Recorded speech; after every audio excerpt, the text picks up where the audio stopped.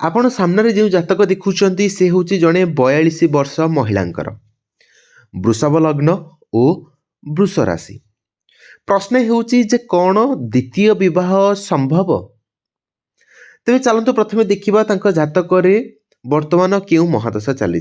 जातक वर्तमान बृहस्पति महादशा चली। जातक बृहस्पति शनि आ मंगल तीन जन जाक बक्री अवस्था अच्छा। से जीवन में स्वास्थ्य समस्या चली विवाद देखा देउछि। किंतु जिते आम देखा द्वितीय मैरेज ताहले नवम घर द्वितीय मैरेज देखा जाए। आउ जातक नवम घर अधिपति होउचंती शनि जे कि बक्री अवस्था अच्छा। तो जदि शनिकर साहाय्य मिले ताहले ये द्वितीय मैरेज निश्चित करें।